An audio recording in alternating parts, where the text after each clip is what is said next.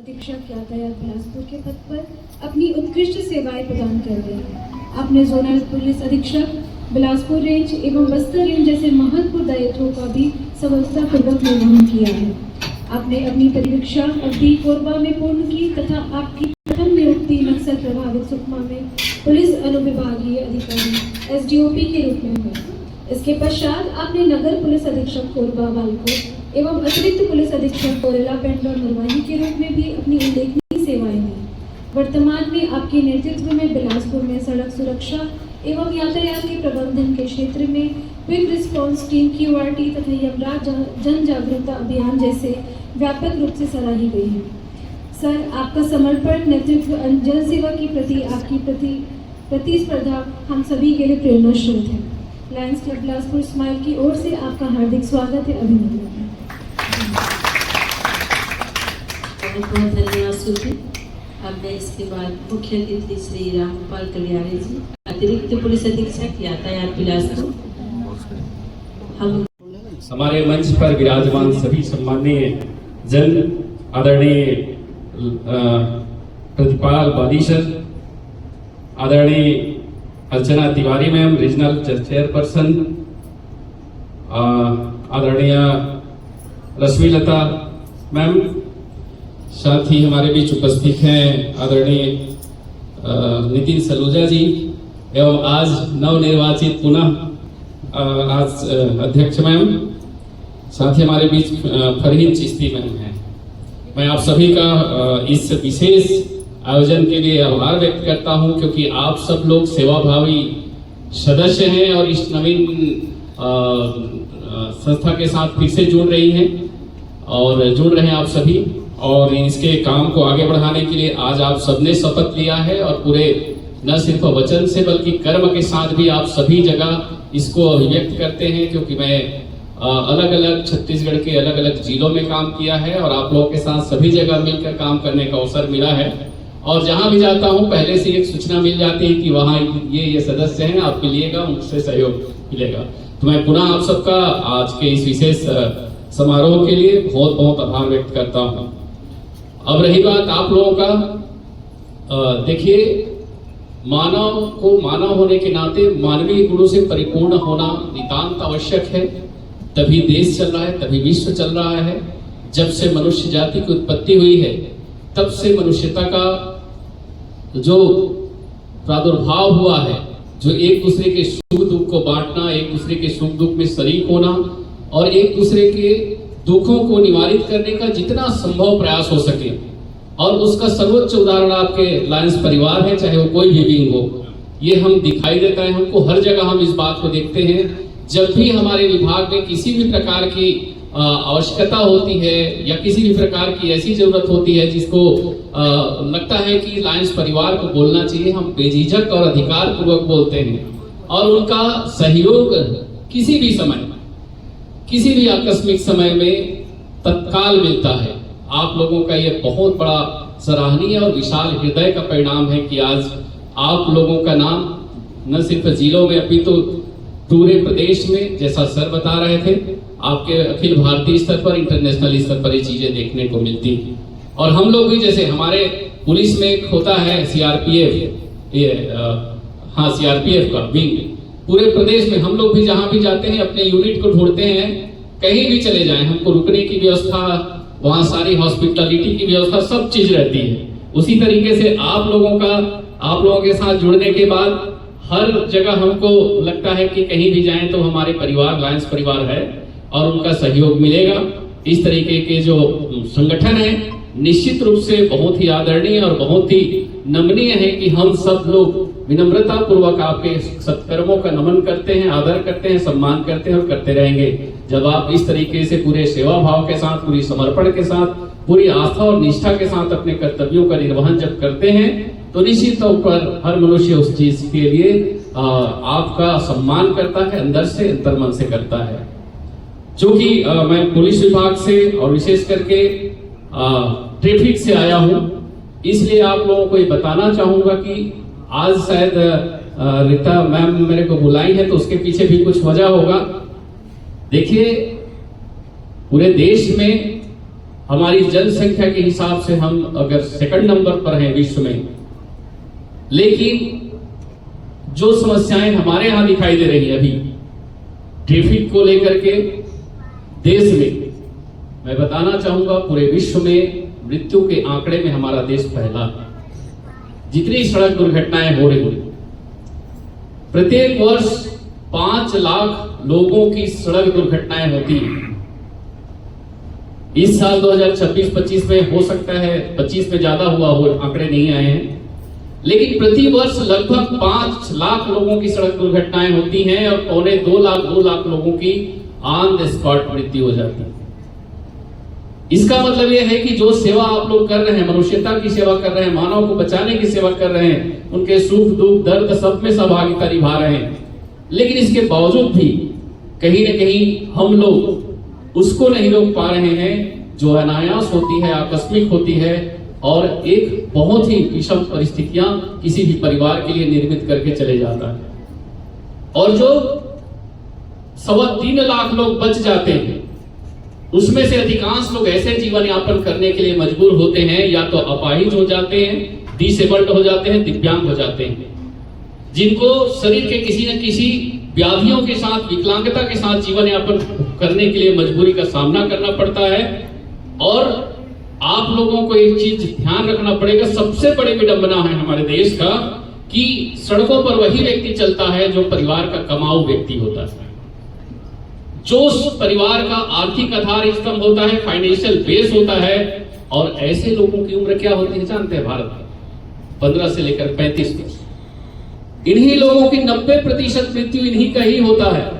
तो आप परिकल्पना करिए, अपने घर परिवार के आसपास को देखिए, अपने स्वयं के परिवार में देखिए कि 15 साल से लेकर 35 वर्ष का जो युवा है, जिसके बदौलत माननीय प्रधानमंत्री महोदय या बड़े से बड़े जनप्रतिनिधि बोलते हैं कि भारत विश्व का सिरमौर है, किसके भुजाओं के बल पे? इन्हीं युवाओं के भुजाओं के बल पे, इन्हीं के मेघा शक्ति के बल पे हम बोलते हैं कि भारत विश्व का सिरमौर है।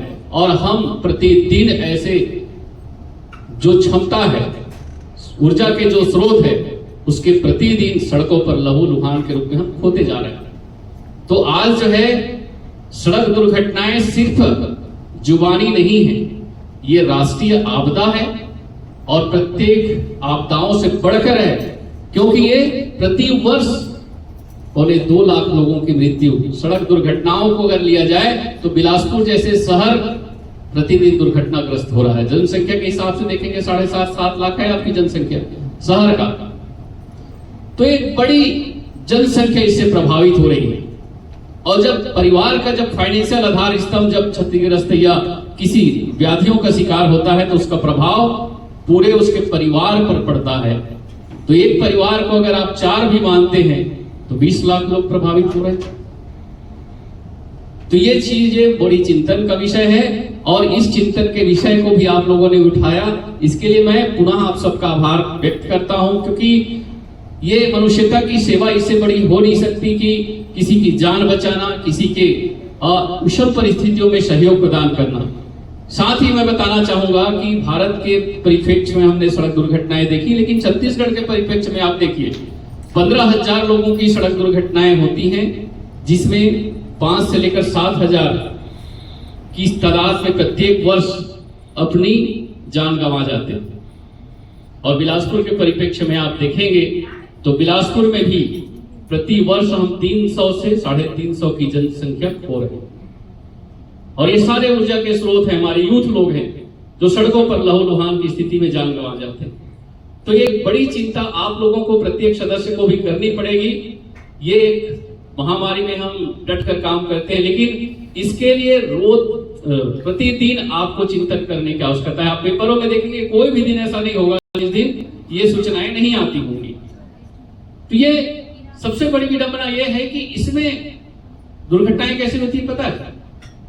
पिताजी कहां गए थे? सब्जी लेने गए थे बाजार, वापस आ रहे थे, हाईवा की चपेट में जान गंवा गए। दीदी कहां गई थी? राखी बांधने गई थी, कहां? मायके गई थी, वापसी के दौरान ट्रक की चपेट में चला गया।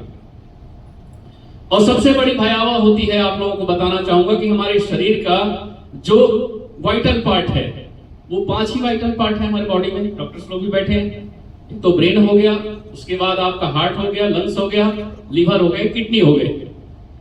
यही चीजें आहत होती है। इसीलिए माननीय प्रधानमंत्री महोदय के द्वारा अभी बहुत बड़ी योजना भी लाई गई इसके लिए। गोल्डन आवर हम 1 घंटे को जैसे बोलते हैं, उस पीरियड में लोगों को बचाने का प्रयास किया जाना चाहिए और उसके लिए माननीय प्रधानमंत्री महोदय के द्वारा राहगीर योजना लाई गई है, जिसमें आप जैसे सेवाभावी लोग, पहले क्या होता था, लोग एक्सीडेंटल केस को छूते भी नहीं थे, घबराते थे।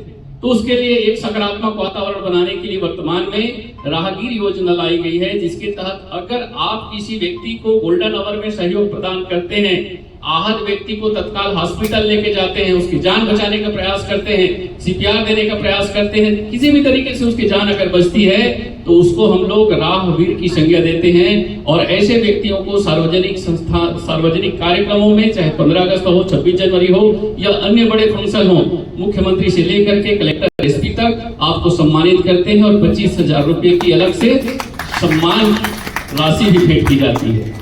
और जब विशेष केस होता है तो इसमें 1 लाख रुपए तक का भी प्रावधान है।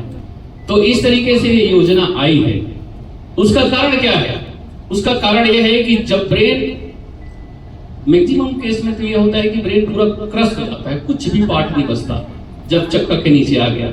लेकिन मान लो चोटिल होता है तो उस परिस्थिति में आप सबको पता है कि एक यंत्र होता है, क्या चीज, वेंटिलेटर, है ना। तो वेंटिलेटर जीवन रक्षक उपकरण, अगर इसमें हम पहुंच जाते हैं तो 5 ऑर्गन जब डैमेज हुए रहता है उसको कहीं ना कहीं कुछ पल्स देके कुछ करके बचाने का प्रयास किया जाता है। हार्ट अगर काम नहीं कर रहा है तो वहां पर वेंटिलेटर में ले जाके, है ना, पंपिंग करके या ड्रग इंड्यूस करके उसको स्पीड बढ़ाने का प्रयास करता है। हार्ट काम, लंग्स काम नहीं करता तो उसका काम देखता है, लीवर का, किडनी का, सबका काम वहां पर स्टार्ट हो जाती है। इसलिए गोल्डन आवर बोला जाता है। तो कोशिश करिए नजदीकी हॉस्पिटल में उसको ले जाए ताकि उसकी जान बच जाए। उसके लिए पुनः एक नई योजना आई हमारे पास। कौन सी योजना? केसलेस पीएम राहत योजना। पहले ऐसी योजना नहीं थी। केसलेस पीएम राहत योजना में क्या है? 1.5 लाख रुपए की निःशुल्क ट्रीटमेंट है। किसी भी सड़क दुर्घटना में आहत व्यक्ति को आप उठाइए, लेके जाइए, कोई भी हॉस्पिटल मना नहीं कर सकता, पैसे के अभाव में ट्रीटमेंट नहीं करूंगा। तो इसके लिए 1.5 लाख रुपए का केसलेस ट्रीटमेंट की योजना आ गई है। उसके लिए एक काम करनी है, 2 तरीके से रजिस्ट्रेशन होता है। या तो केसलेस ट्रीटमेंट योजना के तहत आहत व्यक्ति अगर हॉस्पिटल पहुंच गया तो हॉस्पिटल वाले तत्काल रजिस्ट्रेशन करेगा। ऑनलाइन हमारा पोर्टल है iReady, इसके माध्यम से संबंधित थाने को सूचना पहुंच जाती है। ईडार के माध्यम से संबंधित थाने उसका वेरीफाई करता है कि वास्तव में एक्सीडेंटल केस है कि नहीं। अगर एक्सीडेंटल केस है तो वो उसको अप्रूव करता है, ट्रीटमेंट स्टार्ट हो जाती है।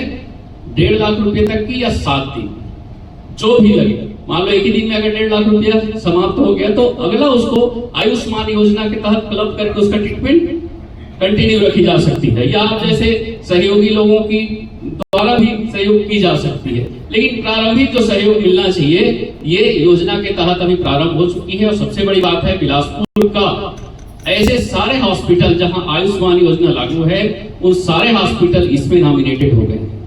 तो अब इस तरीके की योजनाओं में आप जो है कहीं भर भी आपको सूचना मिलती है, आप लोग व्हाट्सएप ग्रुप बनाइए, ट्रैफिक विभाग के साथ जुड़िए, पुलिस विभाग के साथ जुड़िए, और इस तरीके का कहीं भी जरूरत पड़ता है तो बिल्कुल आप लोग हॉस्पिटल में चले जाइए। अभी भी अवेयरनेस की कमी लोगों को पता नहीं है, तो इसकी जानकारी आप लोग दीजिए। ये भी एक सेवा का बड़ा माध्यम बनेगा, पुलिस का, ट्रैफिक विभाग। तो इस तरीके से आप सेवा दे सकते हैं। अब देखिए कुछ चीजों में, जैसे सेवा की आप बात कर रहे थे।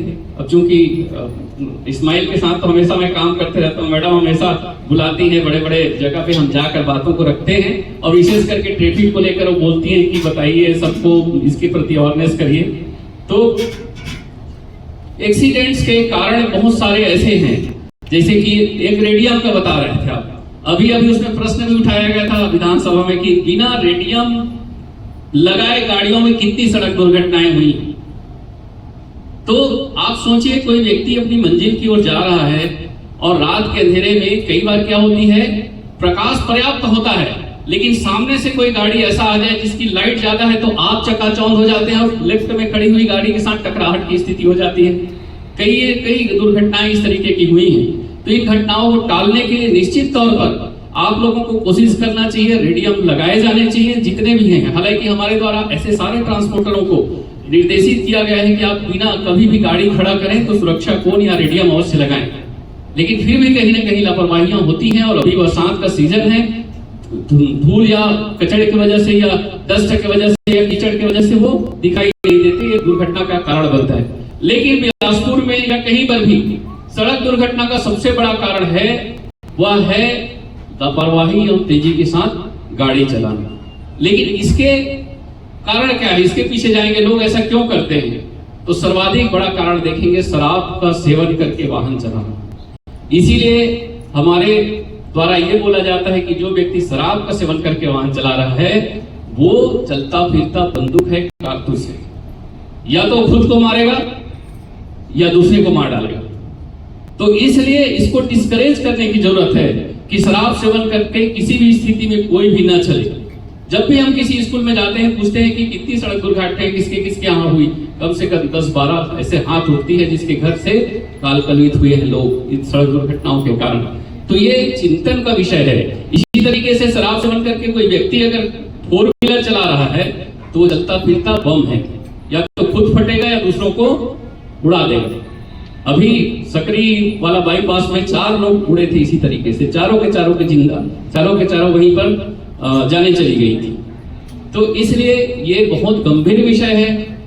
आप लोगों को भले ही सड़क दुर्घटनाओं की जब बात होती है तो जब हम बैठे बैठे सुनते हैं तो लगता है मेरे घर के लिए नहीं बोला जा रहा है, हम हमेशा दूसरों के बारे में सोचते हैं। लेकिन कल्पना करिए कि ये घटनाएं किसी के साथ कभी भी हो सकती हैं, और न सिर्फ बड़े बड़े रोड में हो सकती है, शहर के अंदर हो सकती है। अभी देखिए कितनी बड़ी घटना घटी है, पूरा देश भर नहीं, ये वाला घटना आपका वेयर हाउस रोड वाली, आप उसमें देखिए कि चलाने वाला भी नाबालिग और दुर्घटना घटित होने वाला भी नाबालिग। तो आप सबको अपने अपने परिवार से, अपने अपने घर से इस अवेयरनेस को लाने की जरूरत है, और आप जैसे सेवाभावी संगठनों के माध्यम से इसको व्यापक जन आंदोलन के रूप में हम कर सकते हैं और शहर को एक ट्रैफिक सेंस युक्त शहर के रूप में विकसित कर सकते हैं। सिविक सेंस का बेहतर जागरूक इंसान के रूप में आप लोग इस शहर को बना सकते हैं। अनुशासित शहर के रूप में जब बनाएंगे तो लोगों के अंदर स्वयं एक सामूहिक दबाव काम करती है ना, जब पूरे लोग इसका पालन करते हैं सामूहिक दबाव काम करती है। तो इस तरीके से आप लोगों के द्वारा जब जगह जगह आप लोग बैनर पोस्टर के माध्यम से, अभी एक बड़ा हम लोग अभी जितने भी प्रिंसिपल हैं सभी स्कूल के कॉलेज के सबका कल ही 2-3 दिन पहले हम लोग एक बड़ा आयोजन किए थे, उसमें वाली साहब भी आने वाले थे, शायद आप आने वाले थे, नहीं आ पाए। लेकिन हम लोगों ने कहा है कि पूरे स्कूलों में इसके लिए जागरूक करने के लिए बड़े बड़े फ्लेक्सी या बैनर लगाए जाए। अगर आप लोगों की अगर क्षमता है तो हम लोगों ने एक और आग्रह किया है कि सब जगह होर्डिंग्स लग जानी चाहिए, बड़े बड़े टीन वाला होर्डिंग्स लग जाए ताकि परमानेंट उसमें लिखा रहे नो ड्रग्स नो ड्रिंक। इस तरीके से आप लिख सकते हैं, अपना नीचे सौजन्य लिख सकते हैं। तो आप लोगों के लगता है आप लोगों को कि जहां जहां पर एक्सीडेंटल प्रोन एरिया है उन जगहों के लिए आप इस तरीके से कर सकते हैं। और लगातार जागरूकता कार्यक्रम तो करते ही हैं, आप लोग रेडियम लगाते ही हैं आप ही लोगों के द्वारा। अभी मवेशियों का समय आ गया, मवेशियां सड़कों पर क्यों बैठती हैं, अंदाजा लगाइए। कारण क्या है, एक तो बरसात का समय तो सूखी जगह तलाशते हैं, दूसरा बरसात में मक्खियां बहुत ज्यादा बैठती हैं, मवेशियों के कानों में जाती हैं, तो उससे बचने के लिए रोड में जब वो बैठती हैं तो गाड़ियों की हवा से भाग जाते हैं। तो इससे बचने के लिए खास करके सड़कों पर, और पिछले बार आप लोगों को याद होगा संजीवनी हॉस्पिटल के उसके जो डायरेक्टर है उसके बड़े भाई पति पत्नी दोनों घटित हो गए थे इस तरीके से घटनाओं में। तो आप लोगों को इसमें भी मवेशियों के जो सींग है उसमें आप लोग लगाते हैं, तो उसमें भी आगे आकर बढ़ चढ़कर आप लोग भाग लीजिए। और भी बहुत सारे सहयोग के माध्यम है जहां जहां आप लोग कर सकते हैं। बड़े बड़े स्कूलों में आपके माध्यम से हम जाते हैं, चर्चा करते ही हैं। तो इन सारी चीजों को आप लोगों को बताना है। एक और बड़ी योजना अभी आई है, चूंकि यहाँ पर आप लोग हैं तो बता देता हूँ ताकि आप सब लोग पुलिस के संवाहक के रूप में काम तो करते ही हैं। पहले क्या है, हिट एंड रन मामले में लोगों को मुआवजा नहीं मिलती थी, अभी हिट एंड रन मामले में 2 लाख रुपए की मुआवजा का प्रावधान है। अगर आप लोगों को लगता है किसी के यहाँ सड़क दुर्घटना हो गई और मुआवजा नहीं मिल रहा है, तो आप उस व्यक्ति को ले जा करके संबंधित थाने में उसके बारे में चर्चा करिए कि इसका इन्वेस्टिगेशन कहां तक पहुंचा है।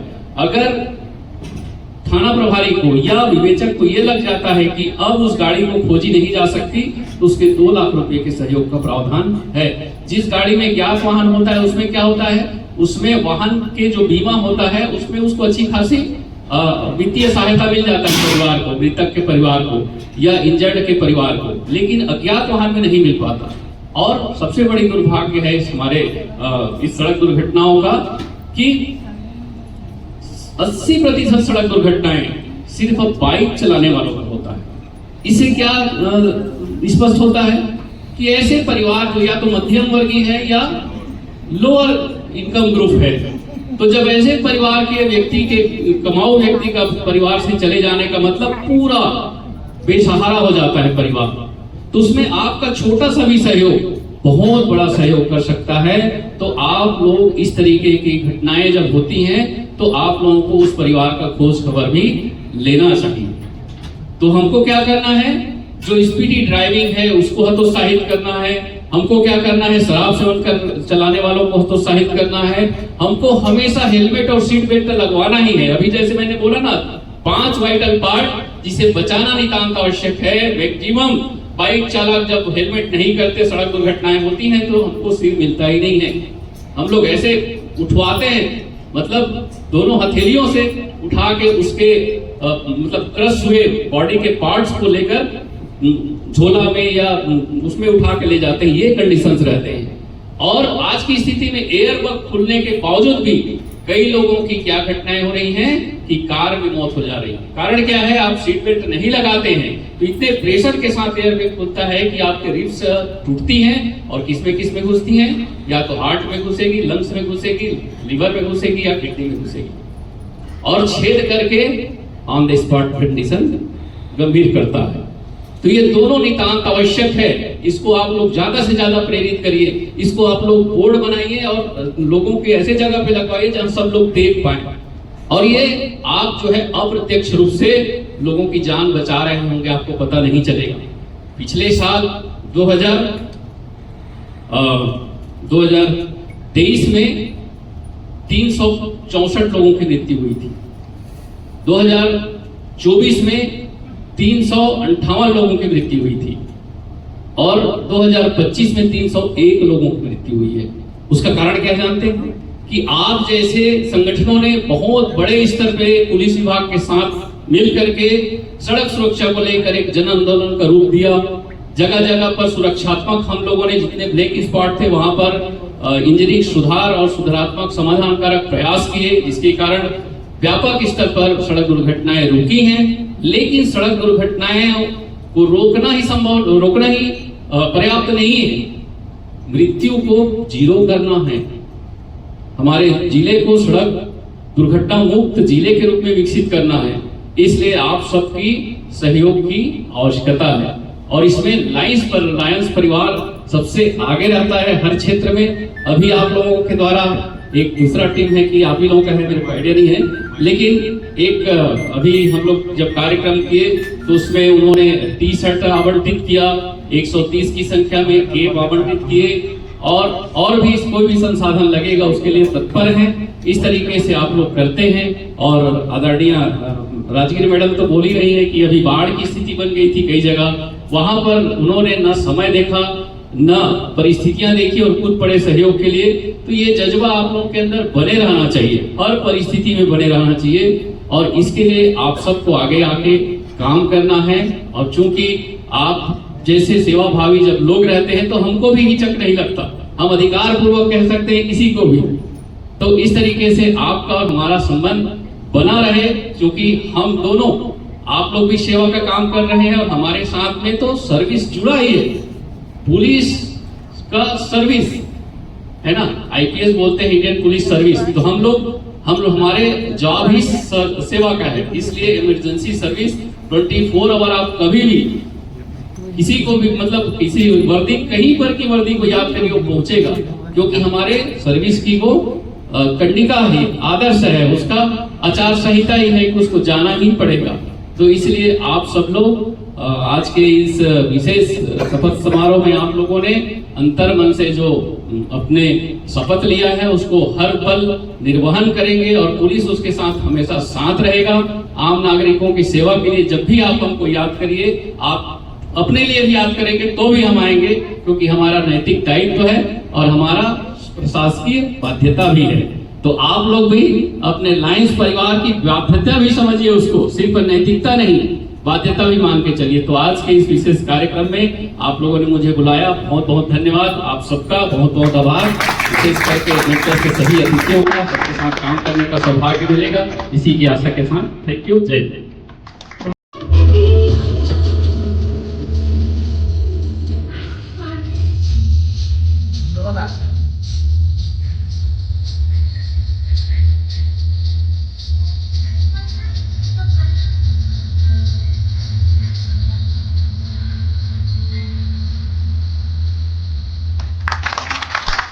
बहुत ही धन्यवाद प्रस्तुति।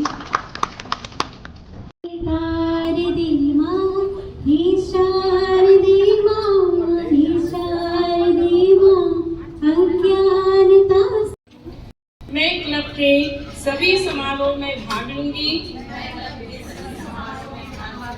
मैं अपनी योग्यता अनुसार लायंस की आचार संहिता का पालन करूंगी। क्लब एवं लायंस इंटरनेशनल के कार्यक्रमों में अपना योगदान दूंगी।